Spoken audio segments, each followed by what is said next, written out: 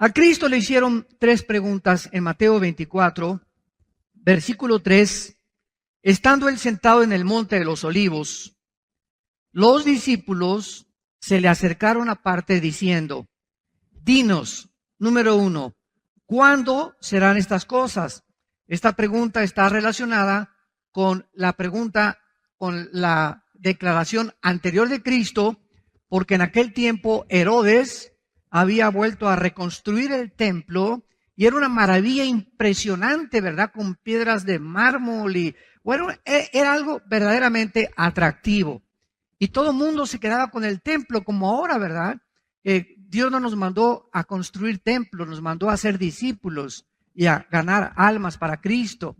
Entonces, qué bueno, ¿verdad? Que el templo estaba maravilloso y con candeleros franceses y con alfombras persas y lo que tú quieras, ¿no? Y Cristo, al darse cuenta que la gente admiraba más los edificios que realmente el que debe estar dentro de nosotros, porque dicen Hechos 17, Dios ya no habita en templos hechos por manos humanas. O sea, Dios no quiere que entendamos que al reunirnos bajo un edificio es el templo somos nosotros. Esto está claramente comprendido, ¿verdad? Todos los cristianos tenemos que entender esto, el templo somos nosotros. Entonces Cristo dijo, ven, este templo va a ser destruido en 3 días. Y entonces ellos lo asimilaron como si fuera algo físico, pero estaba hablando de su muerte y resurrección. Entonces, ¿cuándo serán estas cosas? O sea, ¿cuándo el templo, dice la Biblia en el versículo 2, que iba a ser derribado? Esto se cumplió en el año 70, después de Cristo, cuando el general Tito, hijo del emperador romano Vespasiano, llegó a Jerusalén y arrasó y no dejó piedra sobre piedra en Jerusalén. Desde ese tiempo hasta 1948, o sea, estamos hablando casi cerca de 2000 años, Jerusalén había estado completamente en manos de los gentiles y no había habido adoración, se dispersaron los judíos por el mundo entero, y en 1948, ante los ojos expectantes del mundo, Jerusalén se convierte y a Israel en un estado libre, soberano e independiente. Entonces, esta pregunta se cumplió en el año 70 después de Cristo. Ahora, estas dos preguntas que quedan las contesta Cristo en 3 evangelios. En Marcos 13, en Mateo 24 y en Lucas 21. Aunque no veo que a muchos apuntando, se ve que tienen muy buena memoria. Marcos 13, Mateo 24 y Lucas 21 se encuentran las señales de los últimos tiempos en estos 3 evangelios.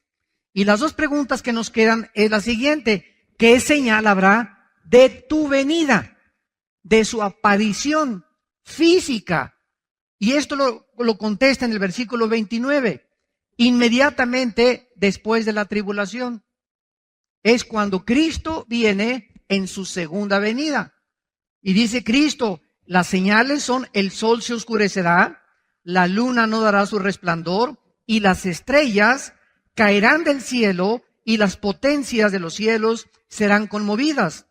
Entonces aparecerá la señal del Hijo del Hombre en el cielo, y entonces lamentarán todas las tribus de la tierra, y verán al Hijo del Hombre viniendo sobre las nubes del cielo con gran poder y con gran gloria. Notemos algo, en el arrebatamiento de la iglesia, que está en Primera de Tesalonicenses 4, del 13 al 17, Cristo no toca los pies en la tierra. El arrebatamiento de la iglesia, Cristo queda en el cielo y nos saca de nuestros cuerpos. En una fracción de ojos, en cualquier momento, millones de personas vamos a desaparecer del mundo. Y toda la gente se va a comenzar a preguntar, ¿qué fue lo que pasó? La respuesta será, se los llevaron los ovnis, los extraterrestres vinieron por ellos. Entonces, el arrebatamiento es una cosa diferente de la segunda venida. El arrebatamiento no viene con ninguna señal. El arrebatamiento es inminente. ¿Qué significa inminencia? Que en cualquier momento, en cualquier segundo, saliendo ahorita, hoy en la noche, mañana, dentro de una semana o dentro de un mes, pueden desaparecemos millones de personas de este mundo. La segunda venida será después de la tribulación, cuando el anticristo se enfrente en la guerra del Armagedón, cuando las naciones se junten, como lo vamos a ver, contra Jerusalén, y habrá señales en el cielo, se conmoverán las potencias de los cielos, y será algo visto por todo el mundo, tanto el occidente como el oriente, verán a Cristo viniendo con nosotros y con sus ángeles, y bajamos ya con Él a establecer el reino milenial prometido a Abraham, Isaac, Jacob, David, Salomón y a todos los profetas del Antiguo Testamento. Entonces, esta es la señal. Y finalmente dice Cristo, la última pregunta, ¿y qué señal habrá del fin del siglo? Y es lo que estamos estudiando. ¿Qué señales se están cumpliendo ahorita en nuestra generación?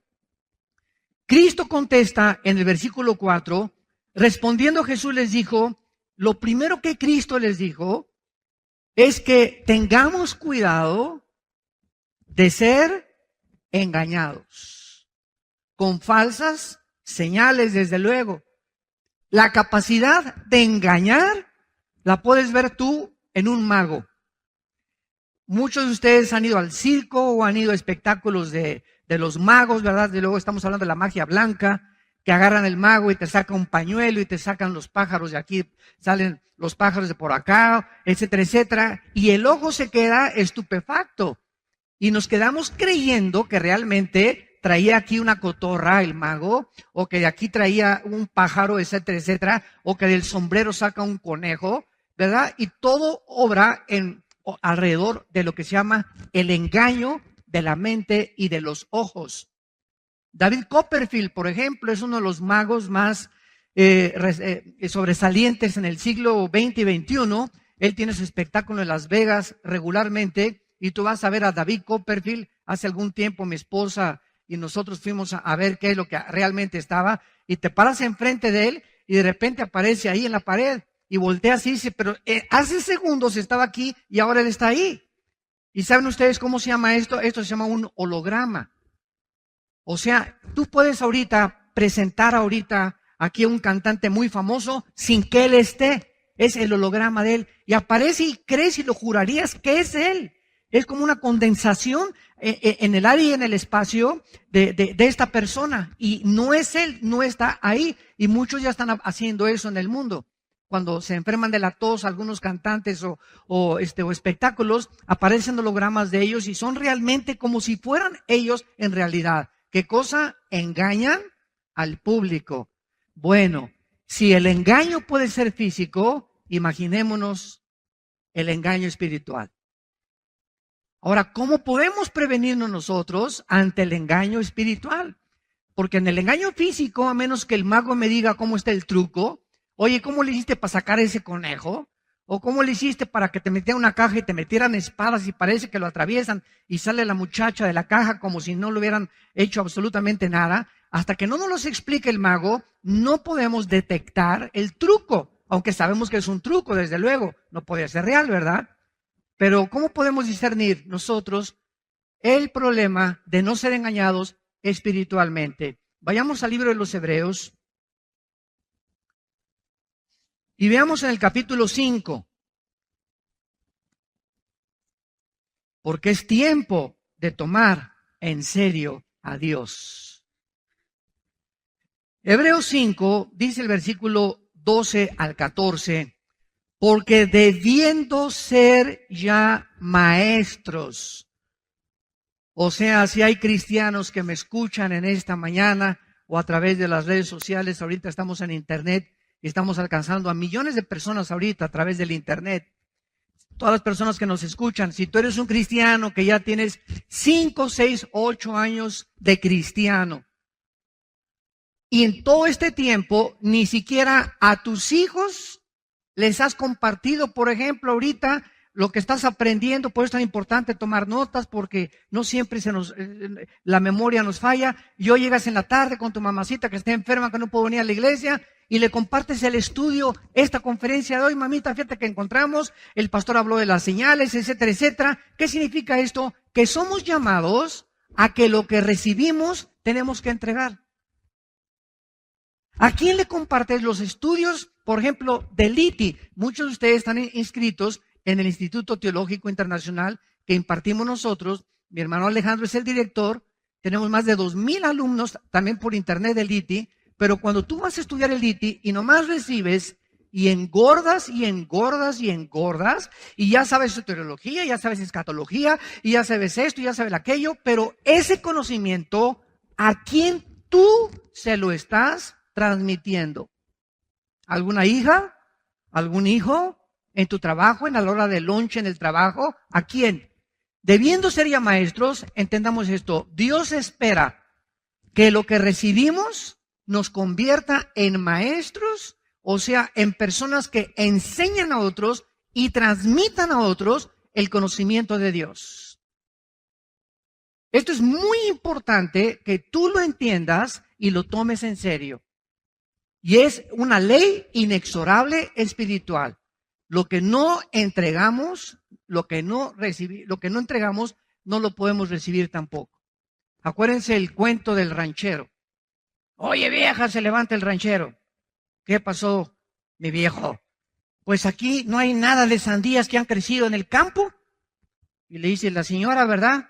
Pues, ¿y qué has sembrado, Chole? ¿Tú cuándo te pusiste a sembrar semillas tú? Tú nunca has sembrado semillas de sandías. Si no has sembrado semillas de sandías, ¿cómo estás esperando que crezcan sandías? Ah, pues sí es cierto, ¿verdad? Está bueno, vieja. Y así hay muchos de ustedes. Ay, pues no tengo para la colegiatura de mis hijos, y no tengo para esto, y no tengo para aquello, y me está fallando la memoria. Oye, es que, ¿cómo puedes tú recoger lo que no has sembrado? ¿Cómo esperas tú que puedas recoger y que puedas progresar en la vida si no siembras? ¿Cómo esperas que tu entendimiento crezca y tu comprensión crezca espiritualmente si lo que te da Dios es para engordar nomás para ti? Nomás le echas a las bolsas y a las bolsas y a las bolsas, y el conocimiento, no solamente económicamente, también espiritualmente, nada más te engordas y ya sabes mucho y vas al seminario, lo que tú quieras, o conoces mucho de la Biblia, pero ese conocimiento aquí lo tienes. Si tú no das lo que tú tienes, Dios cierra la puerta y la llave. Cierra la llave. ¿Sabes por qué lo hace? Porque nos envanece el conocimiento. El conocimiento envanece. Pero cuando comenzamos a compartir ese conocimiento, entonces nos edificamos y edificamos a los demás. Y fuimos llamados para edificar a los demás. Los dones que nos da Dios, todo lo que Dios nos da, es para edificar a su iglesia. Debiendo ser ya maestros, después de tanto tiempo, tienen necesidad de que se les vuelva a enseñar cuáles son los primeros rudimentos de la palabra de Dios. Y habéis llegado a ser tales que tenéis necesidad de leche y no de alimento sólido. Los rudimentos son las cosas más, los principios elementales de la Biblia. ¿Cuál es el más elemental de todos? Antes de que subiera Cristo al cielo, ¿qué dijo? Ir a las naciones y predicar el evangelio y hacer discípulos. Fue la primera orden, se llama la Gran Comisión. Haz discípulos, o sea, convierte a gente, háblale de Cristo y conviértelo en un seguidor mío, dice Jesús. Pero si tú no le enseñas cómo me pueden seguir, la gente no me puede seguir. Entonces los cristianos estamos llamados a hablar de Cristo a nuestros hijos, a nuestro cuñado, en el empleo, en la oficina, en el bufete, en el consultorio médico, y que esas personas simplemente no se queden ahí, sino dales, te traigo este cassette, te traigo este CD, te traigo esta conferencia, estarlos alimentando para que puedan crecer en el conocimiento del Señor. Y dice el versículo 13, entonces, porque tú no has hecho esto, ¿sabes cómo te clasifica Dios? Si tú no eres un maestro, si tú no eres una persona que estás compartiendo la palabra de Dios, dice la Biblia que Dios cierra la llave y te quedas en la infancia espiritual. Hay millones de cristianos en el mundo, que tienen 10 años en Cristo y preguntan, ¿puede un cristiano celebrar la Navidad? ¿Puede un cristiano celebrar el sábado? ¿Puede un cristiano comer carne de puerco? ¿Puede un cristiano ir a una discoteca? ¿Puede mi hija de 15 años bailar el vals y puedo ir a una fiesta o puedo ir a un baile, etcétera, etcétera? Debiendo ser maestros y teniendo ya una claridad de lo que a Dios le gusta y lo que a Dios no le gusta, aún no saben discernir y siguen preguntando. ¿Por qué? Porque son niños, infantes espirituales y fácilmente engañados. Porque si hay alguien fácil de engañar es a los niños, ¿verdad? Con trucos. Si a los adultos se nos engaña, imagínense a los niños. Entonces dice, están participando de la leche y no de la palabra de justicia porque es niño.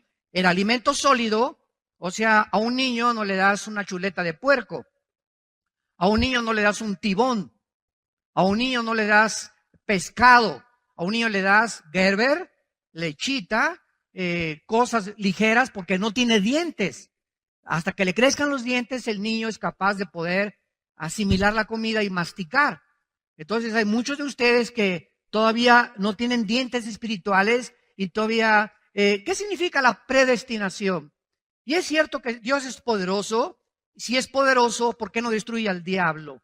¿Por qué no ha acabado Dios con la maldad si Él tiene el poder? Si no ha acabado con la maldad, conclusión, es porque Dios no existe o porque no es bueno. Estos silogismos y esta tesis que les acabo de presentar son las que argumentan los ateos contra nosotros los cristianos. Y te agarran en un programa de radio o te entrevistan en la televisión o vas a algún foro universitario. Tú eres cristiano, a ver, pásale para acá. O cuando estés en la universidad, en el Politécnico, en la universidad o en cualquier lado donde tú estudies. Y comienzan a atacarte porque somos el blanco de la burla. Porque la mayor parte de la filosofía secular saben que no tenemos respuestas. Y por eso atacan a los cristianos y se burlan de ellos. El alimento sólido es para los que han alcanzado madurez por el amor de Dios. José, María y el burrito que los acompaña. Para los cristianos que han madurado, ¿cómo se madura? Compartiendo la palabra. En el momento en que damos la palabra y hablamos la palabra y enseñamos la palabra y a mi mamá y voy a visitar al asilo y a los viejitos les comparto la palabra, el momento que estamos entregando la palabra de Dios, hay algo misterioso que sucede en el mundo espiritual que al dar nos edifica a nosotros y nos madura más rápido de lo que nos imaginamos. Es para los que han alcanzado madurez, para los que por el uso tienen los sentidos ejercitados en el ¿qué cosa? Discernimiento. Esta palabra diacrisis en el griego significa distinguir entre lo que es bueno y lo que es mal, entre el bien y entre el mal. Entonces, si tú quieres no ser engañado en la época que vivimos y no ser engañado por lo que dice CNN en la televisión y lo que dice Fox News y lo que dice la revista Cosmopolitan y lo que dice Chispidito y lo que dice Virito y Capulina ya no existen, ¿verdad? Fueron de mi época. Etcétera, etcétera, ¿verdad? Si no queremos ser engañados y no queremos ser orientados con una falsa información de los medios de comunicación, necesitamos madurar en Cristo. Necesitamos entender que necesitamos madurar. Muy bien, regresamos a Mateo. Y es la primera advertencia que Cristo nos hace. Cuídense de ser engañados.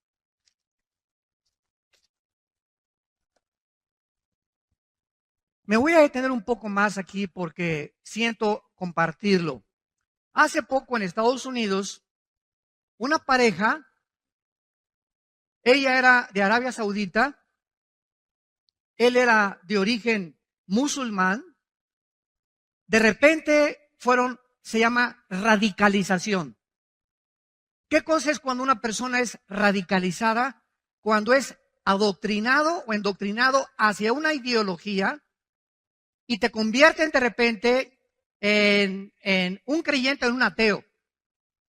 O de repente te conviertes y aceptas que la filosofía de ISIS, el grupo terrorista monstruoso que está ahorita tratando de establecer el califato en el Medio Oriente, es lo que tú fuiste llamado, y van jóvenes de México y de Estados Unidos y de Italia y se unen a un grupo terrorista porque son personas que están buscando algo por lo cual vivir, cansados de la hipocresía del gobierno, de las religiones, etcétera, etcétera, y se quieren identificar por algo. Esto es algo inherente de la juventud, el idealismo, y entonces abrazan engañados una ideología o un sistema de pensamiento que los va a llevar a su propia autodestrucción. Pero lo que quiero compartir es lo siguiente. En todos estos casos, lo que los sociólogos, antropólogos, psiquiatras o psicólogos están percibiendo es que cómo puede una persona cambiar en 24 horas. La mamá de uno de los jóvenes estos radicalizados que mataron a 14, se metieron a 14 a un centro de discapacitados con ametralladoras R-15 Bushmaster, y entraron con pistolas Sig Sauer y con pistolas 45, etcétera, etcétera, y mataron allá a 14 personas sin decir agua va. Y de repente dice la mamá, pero ¿cómo es posible? Tenían un bebé y eran buenas gentes. ¿Cómo es posible que esta persona pueda cambiar de repente? Y es algo que tenemos que entender claramente. Es increíble cómo un hijo tuyo puede llegar a ser algo de lo cual tú nunca te imaginaste, y tú dices, pero si tenía cara de San Clodomiro, mi hijo. Mi hija se parecía a Santa Rita de Casia. O esta persona era mi compañero en mi trabajo, era amable, era una buena persona. Y de repente lo encuentras que está involucrado, ¿verdad?, en algo tremendo. O un pedrasta, o como lo puedo decir, ¿verdad?, porque es del conocimiento público, negrito Bill Cosby, que después de ser uno de los comediantes más famosos de Estados Unidos, violó a más de 45 muchachas. Y de repente se abre la coladera y sale toda la mugre y se manifiestan los corazones. Entonces, esto es lo que yo quiero decir. Es increíble cómo una persona puede comenzar bien y terminar mal. Una de las cosas que me he dado cuenta en los 38 años que tengo, no de edad, ¿verdad?, ni de convertido tampoco, pero en todos estos 38 años, porque en el 74 yo me convertí, en el 77 formé parte de un grupo evangelista y me fui de misionero 3 años a la sierra entre Oaxaca y entre Guerrero. Alán, mis hijos estaban chiquititos, éramos completamente pobres, comíamos la papaya que arrancábamos del árbol, se los pueden decir mis hijos, los mangos que cortábamos, lo que yo pescaba en el mar. No teníamos, yo dormía, me tapaba con periódicos cuando estaba con los misioneros. Tuve 3 años así, mi cojín era un ladrillo, me enseñaron a que lo forrara con periódicos y ahí descansaba. Yo conozco qué es lo que es carecer completamente, lo que es ser pobre, que ni con flex tengas para comer. Así comenzamos el ministerio nosotros. No como estamos ya ahorita, que Dios ha podido empujarnos un poco más y más. Pero comenzamos desde abajo completamente. Y en todo este tiempo que llevo predicando en las naciones el Evangelio de Cristo, me he encontrado con buenos predicadores, con buenos misioneros, y regreso a un país y me dicen, ¿se acuerda usted de ese pastor o se acuerda usted de esa persona? Claro que sí me acuerdo. Pues hermanos, fíjense que cayó. ¿Cómo que cayó? Sí, como decía hace muchos años el famoso clavadista y uno de los primeros que ganaron medallas de oro en las Olimpiadas, Joaquín Capilla. En 1952-53, Joaquín Capilla fue el primer mexicano en ganar una medalla de oro en clavados. Y Capilla, que iba a nuestra iglesia, ya murió hace algunos años, nos decía, la lana, la fama y la dama. El dinero, el orgullo y las mujeres son los 3 enemigos de cualquier varón. Si no cae por una mujer, cae por amor al dinero o cae por amor al control y al dominio de los demás. Y estas son las cosas en las que debemos de tener cuidado y abrir completamente nuestros sentidos espirituales y darnos cuenta que un varón no puede jugar con las mujeres. Número uno, un varón tiene que tener mucho cuidado en cómo administra sus bienes materiales. Y un varón nunca debe estar, nunca una persona que busca el control de otras personas o el dominio de otras personas es de Dios.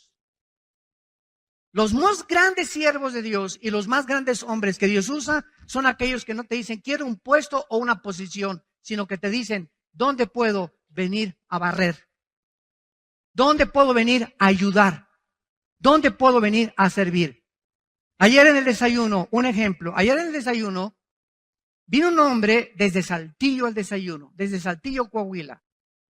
Desde allá vino 12 horas manejando. Únicamente quería venir al desayuno. Llegó aquí a las 5 de la mañana al hotel. Ahí lo encontraron en la puerta. Y lo encontró uno de los siervos que trabajan con nosotros.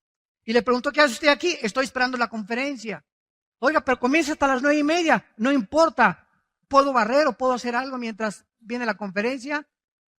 Y cuando llegué, le tuve que dedicar, ¿verdad?, todo el tiempo posible, porque él quería hablar conmigo, quería retratarse conmigo, dice que ama la palabra de Dios. Y cuando yo supe todas estas cosas, yo vi ahí un potencial de un gran hombre que Dios va a levantar. Imagínense nada más, ¿qué puedo hacer mientras se abren las puertas del hotel? ¿Puedo barrer? Me quieren llevar una persona con medios económicos solventes. ¿Puedo acomodar las sillas? Esos corazones son los que Dios busca. Entre ustedes, el que sirve a los demás es el más grande entre ustedes. No el que busca que lo sirvan, el que se somete a la autoridad y no le importa qué humillación tenga. Ese es el corazón de Cristo, que siendo igual a Dios, no estimó el ser igual a Dios, sino que se humilló a sí mismo y tomó la forma de un siervo con nosotros. Y estando en condición de siervo, se humilló hasta lo sumo, haciéndose obediente hasta la muerte y muerte de cruz. Y eso lo hizo por el amor que nos tenía. Ahora veamos a continuación en el versículo 12. En las conferencias anteriores analizamos las guerras, los rumores de guerras, etcétera, etcétera, los terremotos, las hambres. Y en el versículo 12 vemos otra señal y vamos a ver si es relevante a lo que Jesús profetizó. Y por haberse multiplicado la maldad, el amor de muchos se enfriará. No está hablando de la gente que no es cristiana, porque la gente que no es cristiana no conoce el amor de Dios. En primera de Juan dice, Dios es amor. Y los que no aman como ama Dios, no han conocido a Dios. Y la palabra amor que la Biblia usa es la palabra ágape, en el griego. Ágape, que significa amar incondicionalmente. Es el amor que los maridos debemos tener a nuestra esposa. Efesios 5, 24 y 25. Maridos, amen a vuestra esposa como Cristo agapeó, como Cristo incondicionalmente, siendo un pecadores, no esperándonos que nos portara bien, así de sucios nos amó hasta la muerte.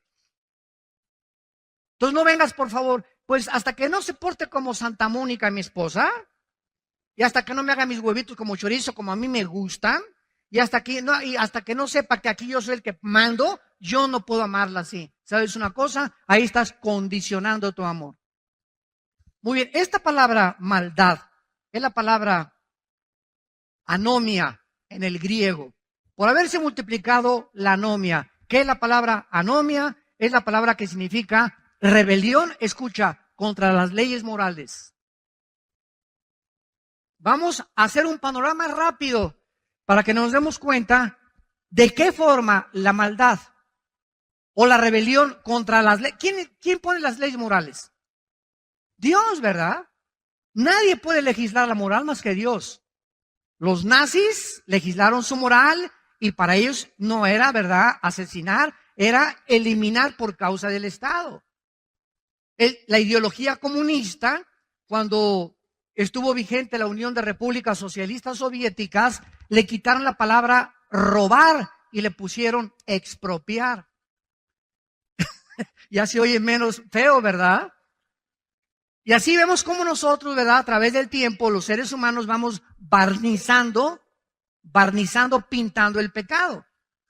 Entonces, cuando vemos que Dios nos advierte de que vendrá una rebelión contra las leyes morales, nos damos cuenta que esta revolución moral tuvo su inicio principalmente, síganme con mucho cuidado, en la década de los 60. En la década de los 60, estamos hablando hace aproximadamente 55 años, se inició una revolución en contra de las leyes morales de Dios, de inmoralidad e intelectualidad, principalmente en el occidente. Veamos rápidamente, desde los 60 hubo un surgimiento del ateísmo, del hipismo, el relativismo, el humanismo, evolucionismo, materialismo, hedonismo, etcétera, etcétera. Llega a las Américas Elvis Presley, los Beatles, los Rolling Stones, los Doors, Judas Priest, otros grupos de heavy metal que introducen, principalmente por los Beatles introducen al mundo la marihuana a los jóvenes. Cuando John Lennon se va a la India con el Maharaji, Tachi, Kachi, Mamakarachi, y desde allá regresan a Inglaterra con un churrote así, ¿verdad? Y presta para andar iguales. Y comienzan a poner de moda esa presta para andar iguales. Y en los 60, yo me acuerdo en los 60, sí, yo no tenía un solo amigo en los 60, uno solo que no se las tronara. Y no estoy hablando de personas de baja calidad o pobres, de personas de media clase alta y personas pudientes y profesionistas. Increíble. Ahorita vea Colorado. En Denver, ustedes saben, tenemos una iglesia Día Nueva en Denver, Colorado. Ya hay una tienda de marihuana en Denver para vender marihuana. Y todo el mundo está marihuanándose en Denver, ¿verdad? Porque ya se permitió en Colorado el uso y el consumo de la marihuana. Bueno, todo esto comienza en los 60 y en los 60 se introduce la marihuana, el LSD, que es la dietilamida de ácido lisérgico. Ustedes escuchen, bueno, mejor no lo escuchen, pero la canción de los Beatles, ¿verdad? The Yellow Submarine, el hielo submarino, LSD, y Lucy in the Sky with Diamonds, Lucía en el cielo con diamantes, es LSD. Y John Lennon hizo esa canción en un viaje, en un pasosontote que se dio con este ácido lisérgico, el LSD. Entonces, ahí es cuando entra y todo el mundo comenzó a hacer viajes alucinantes, marihuana, cocaína, hashish, éxtasis. Y además de esto, en los 60 comienza la liberación sexual, donde se juntan millones de jóvenes en el mundo, para que tengan idea de cómo esto ha evolucionado, protestando contra la guerra de Vietnam, protestando contra la guerra de Corea, protestando contra la hipocresía de los adultos, contra los gobiernos, y se juntaron lo que se llamaron los hippies. Pregúntenle a mi hermano Alejandro que fue hippie. Mi hermano Alex, ¿verdad? Que es ahorita el director, ¿quién lo creyera, verdad? Que es el director del Instituto Teológico Internacional, traía el pelo hasta para acá, por acá, y peace and love, ¿verdad?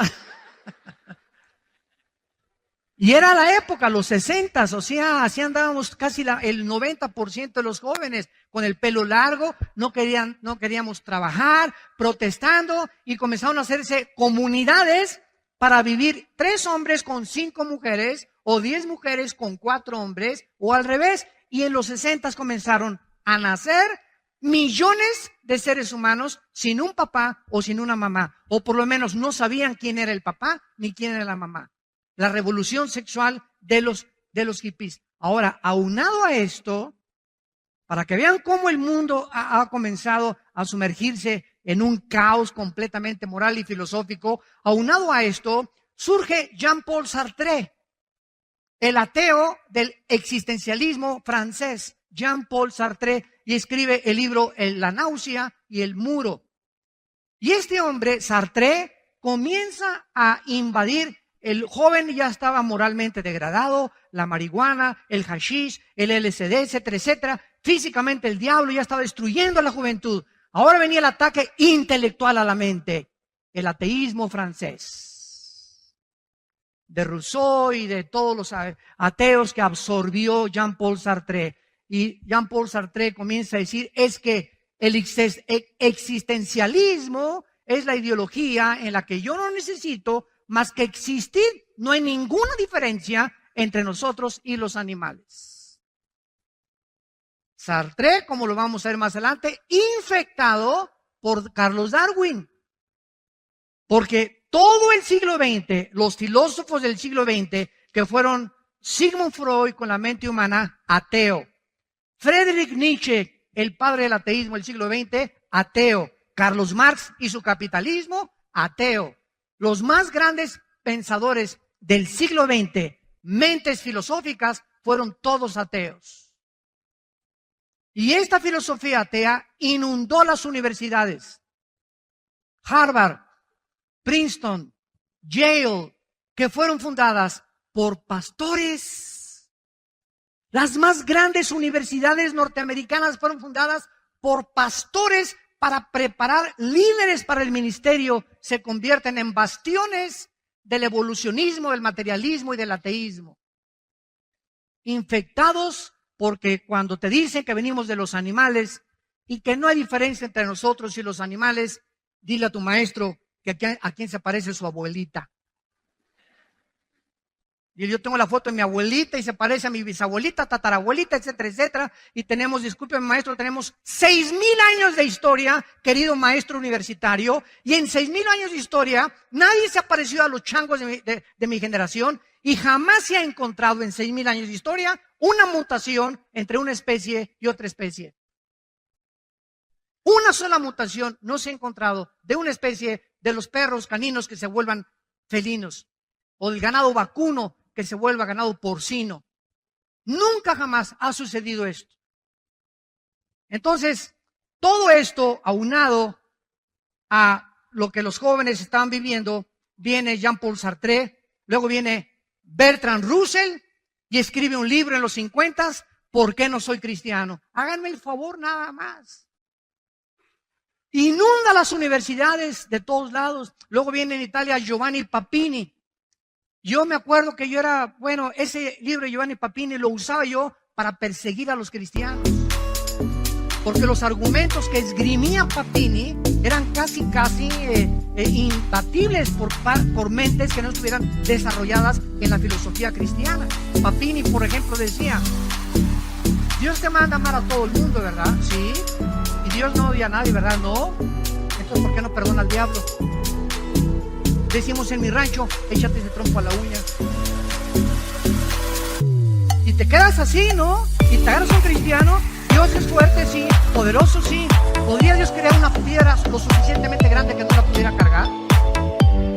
Y cosas de esas. Dios es bueno, ¿verdad? Sí. Expuestas al mundo.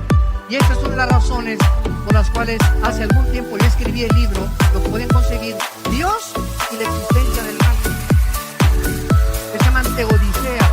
Respuestas a los ateos que no puede nadie contestarle sus preguntas con preguntas que pueden ser contestadas únicamente con el conocimiento de Dios. Porque lo incomprensible, solo lo comprensible lo puede asimilar de una mente incomprensible. Y aunado a todo esto, vienen los hippies con las filosofías orientales. Viene el peace and love de los hippies, vienen los maharajis, vienen los gurús.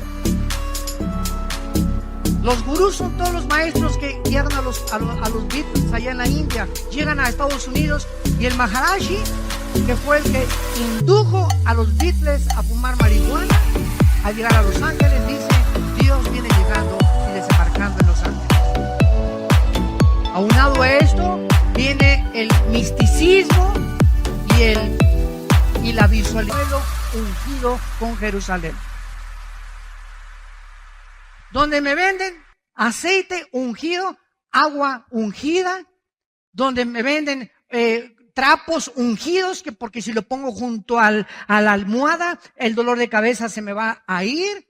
Y viene un misticismo que entra a la iglesia cristiana y los cristianos comprando y mandando, sí, mándeme el trapo ungido, mande la botellita ungida, mándeme aquello, y brincamos del naturalismo y de la fe cristiana a la brujería. Porque eso es brujería pura, 100%. Trasladar la fe en una persona. Nuestra fe no está basada en objetos, ni en un trapo, ni en una sanidad. Nuestra fe está basada en el autor y consumador que es Jesucristo. Cualquier que diga es que tengo fe para comprar esto o tengo fe para viajar y no esté basado en Jesucristo o en sus palabras, no es fe. Es misticismo, es una esperanza vulgar nada más. Y la iglesia cristiana se comienza a sumergir en el misticismo, en la brujería. La brujería entra a la iglesia. ¿Es posible que la brujería entre a la iglesia? Por el amor de Dios, lean Gálatas capítulo 5, versículo 1. La iglesia de Galacia era una iglesia influida por demonios. ¿Cómo lo sabemos? Porque cuando Pablo dice, estoy fascinado que hayan sido ustedes extraviados de la fe, esa palabra fascinación es la palabra que se usa para brujería. Estaban hechizados la iglesia de Gálatas con el legalismo de la ley mosaica. Claro que tenemos todavía vulnerabilidad a los ataques de Satanás. Por eso no podemos ser engañados. Y millones ahorita de iglesias en el mundo entero, cada vez que regreso a mi casa, regreso con una tristeza que me invade como no se imaginan. Los cristianos, ¿verdad?, no se disipulan entre semana, solamente se comen una torta milanesa el domingo y ya con eso creen que les va a durar toda la semana. No estudian la Biblia profundamente, no se enseña profecía, no se enseña escatología, no se enseñan los fundamentos de la palabra de Dios y la iglesia está en el misticismo, experiencias. Tóqueme, hermano, para que tenga otra unción. ¿Cómo que otra unción? Hay una sola unción nada más, es el Espíritu Santo, no hay dos ni tres, por el amor de Dios, ni en la Biblia del Mormón se encuentra una tercera unción. Y todo esto, y los cristianos, amén, amén, aleluya. ¿Cuál amén? Vive el diablo, amén.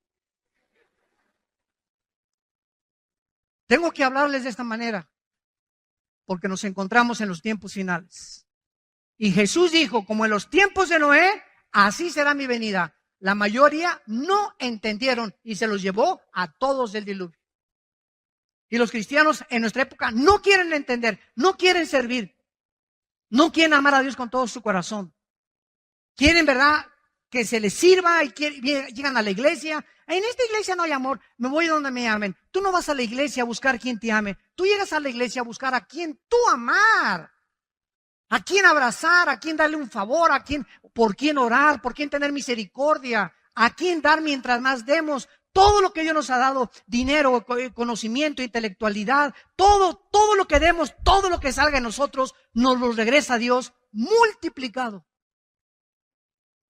Salta de tu cascarón ya, rompe tu cascarón ya de egoísmo donde vives.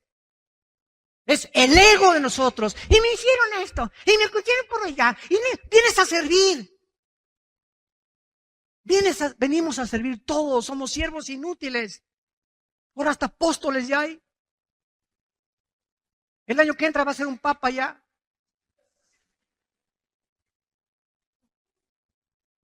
Ya algunos se llaman arcángeles. Y le agregamos a todo esto la revolución feminista.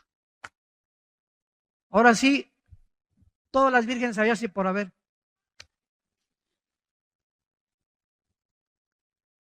La revolución feminista, las mujeres hartas, cansadas del machismo. Cansadas de que ya macho camacho nada más en su casa. De ser tratadas mal, etcétera, etcétera. Y comienzan las mujeres, ¿verdad?, a juntarse y se forman grupos. Desgraciadamente, las que encabezaron el movimiento de la revolución feminista fueron todas lesbianas. Y actualmente en Estados Unidos, la presidenta del movimiento feminista y en Sudamérica son lesbianas. heridas, mujeres heridas, lastimadas por algún hombre, muchachas que a los 14 años, así lo dijo la presidenta en Estados Unidos, dijo esto en su testimonio. Y ahí viene la misericordia de nosotros. ¿Por qué soy así? A los 14 años me violó un hombre. Y esa violación fue algo traumático en mi vida que me marcó con un odio al sexo, a los hombres. Una mujer lastimada. A los 18 años, una mujer lesbiana se acerca conmigo y me comienza a acariciar, etcétera, etcétera, y comienzo a buscar entonces el amor de las mujeres. Y ya a los 25 o 30 años de edad es muy difícil que se pueda cambiar las neuronas del cerebro más que por la sangre de Jesucristo. Nada más Cristo puede cambiar la condición de una persona lastimada y herida así. Y esta es la razón por la cual el movimiento feminista se junta mujeres lastimadas por varones, por machos, camachos, vuelvo a repetir, y comienzan estas mujeres a argumentar la abolición. Se acabó el liderazgo de los hombres. Aquí en esta casa ahora la que mando soy yo, el matriarcado, en la iglesia, en el hogar y en los estados. Y venimos a la Biblia y nos damos cuenta que es completamente el ataque más grande antes de que se declararan los matrimonios gays, el ataque a la familia, donde los matriarcados comienzan a funcionar en muchas casas. Y de acuerdo al doctor James Watson, que dice en Estados Unidos que el 80% de los homosexuales provienen de hogares donde las mujeres mandan y los hombres no operan su liderazgo masculino, su sacerdocio que Dios les dio. Y venimos a la Biblia y nos da la ley moral Dios. Esta es la ley moral de Dios. Para meternos al camino, para orientarnos y hacernos ver qué equivocados estamos en escuchar esto y aquello. Es Dios, Jesús dijo, yo soy el camino. Si seguimos a Cristo, Él nos va a guiar y nos va a sanar. Si tú tienes esta tendencia de rechazo a los hombres y me escuchas, o si tú eres hombre y te ves en el espejo y te bajas los chones y el espejo te dice que eres macho, que eres hombre, entonces si tu mente te dice que no, que eres mujer, traes tornillos flojos. Algo está mal en tu mente que está contradiciendo tu misma naturaleza, entiende esto. ¿Qué tienes que hacer? Oh Dios, cámbiame. Vengan a mí los que están trabajados y cargados y los haré descansar. Es Cristo la respuesta a los problemas más profundos, existenciales, mentales del ser humano. A eso murió en la cruz, para sanarnos, para darnos vida y darnos vida en abundancia. Para que entendamos que no podemos funcionar de otra manera. Cualquier otro camino, hay caminos que parecen derechos, pero su fin es camino de muerte. Y si no seguimos ese camino, estamos en un camino equivocado. Y ahí es donde viene el arrepentimiento. En 1973 se legaliza, en penúltimo lugar, el aborto en Estados Unidos. Más de 15 millones de bebés han sido muertos en los últimos 40, 50 años. La marihuana se legaliza en Colorado y en junio de este año, de los 9 jueces que ocupan el Tribunal Superior de Justicia en los Estados Unidos, 5 jueces legalizan los matrimonios